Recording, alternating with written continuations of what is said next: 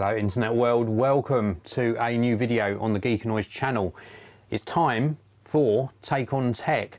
This is my take on what's going to be happening with the Mac Pro from Apple for 2019, possibly 2019, but more likely 2020.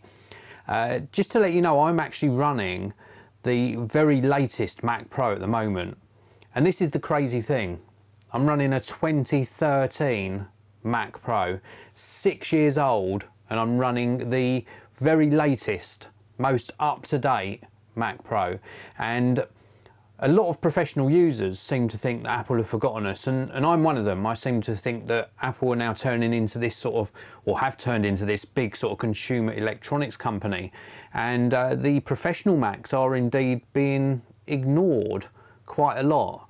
And we've been promised, we've been given sort of little bits of hope to keep hold of. Apple have admitted that the current Mac Pro, the one that looks like a trash can, had its limitations when it comes to sort of the thermals and the upgradability, for example. And they built themselves into a corner with it. They have said that they're going to be relaunching with a new Mac Pro that's going to be in this modular type design. And I think that that sounds very exciting, but there are a few things that we're going to have to watch out for. Now, the graphic that I showed you at the start of this video, a very simple mock-up, and I think this would be one of the better designs for a Mac Pro. I've seen other content creators create videos showing various designs of the Mac Pro with various boxes that slot into different slots within a sort of more like an elongated design, similar to the Mac Pro we've got now, so sort of like a long trash can, for want of a better explanation. And you'd open that up and you'd have slots for various components that you can then slot in and out. A really nice way of doing things, but Apple are going to have to really be careful with that sort of design, because it's still going to be very, very limiting. I think Apple will be much better doing the design based on the Mac Mini, and we'll talk a little bit more about that very shortly. Before I do so, this is a live broadcast, so welcome to each and every one of you inside the live chat. Thanks for tuning in. Patrick Sullivan, Peter Griffin, always love your comments, Rob Maguire, Kareem Casbar and David Romero Hermo, thank you very much for tuning in live. I really do appreciate it. So back to the design I think would be better. If you just look to the right hand side of your screen, this looks like a stack of Mac Minis, and indeed it is, with a slight change. I think that Apple will be really wise to introduce something like the Mac Mini, but imagine in the top right hand corner, like the surface where the Apple logo resides, there's a little mini connector with a cover on it, of course. So you can buy a base machine that will get you up and running, and that base machine will contain a very minimal amount of memory, some storage, the processor, main logic board, etc. And then if you wanted to expand the graphics capability of the new Mac Pro, you'd buy a box exactly the same size, identical size, with a connector on the bottom and of course a connector on the top as well, like a through port, and you would place that on top of your existing machine, make the connection, and it would recognise, because Apple are good at doing these things that really work well together, it would automatically recognise you've added the GPU unit and give you that really good discrete graphics performance. And then let's say you wanted to add some memory. Well, you'd just buy a memory module, you'd put that on top, it would automatically connect, and the system would automatically recognise that you've actually connected more memory. Now, this is sounding as though it's going to be expensive, but bear with me. Do bear with me.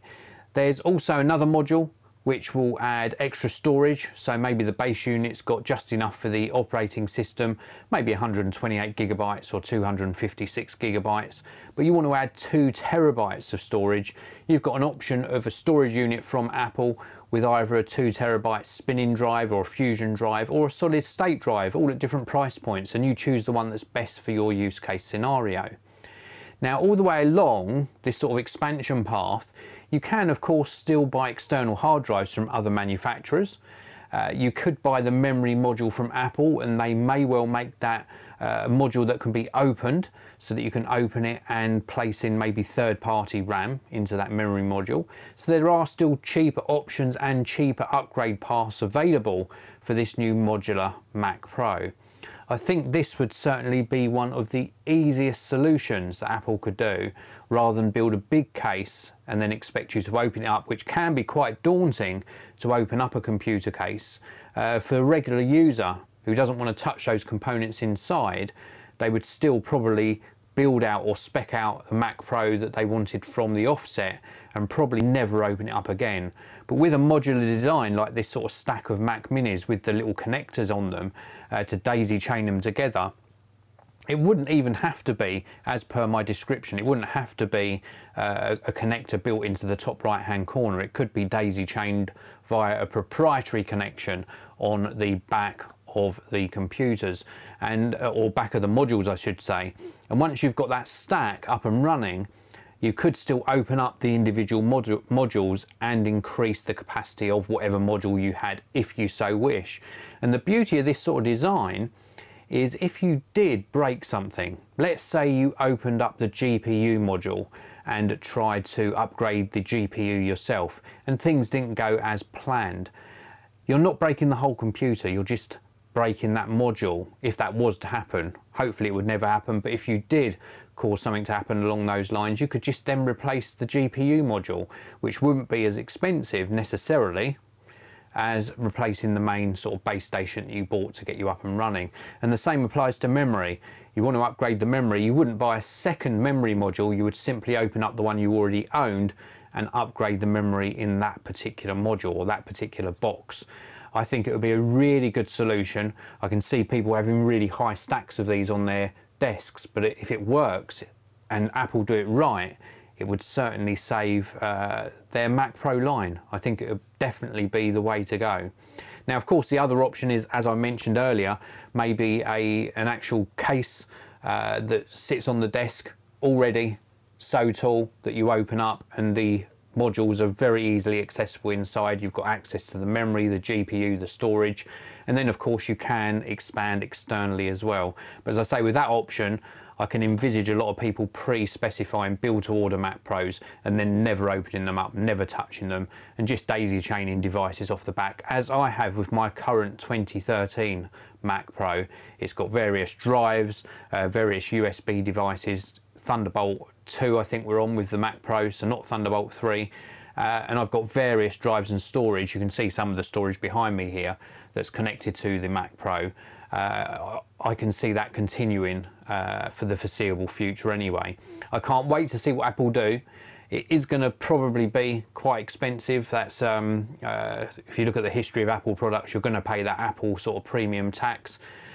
I don't want to give up on Apple. I have been looking at various alternatives for a professional high-spec video editing machine. I'm using my iMac at the moment, but I want a separate box with it so that I can use my ultra-wide monitor I've got here. And Apple don't offer anything in that category at the moment, so I do think they need to address this year. I think we need to get an announcement with availability rather than just keeping us waiting.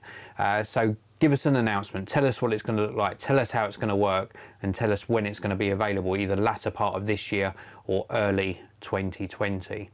Let me know if you're interested in the new modular Mac Pro that we've been promised, and if indeed you will definitely get one, or if you're waiting to see what Apple announce, or indeed if you did use the current 2013 Mac Pro and you've switched over to a Windows-based PC. Let me know in the comments section below.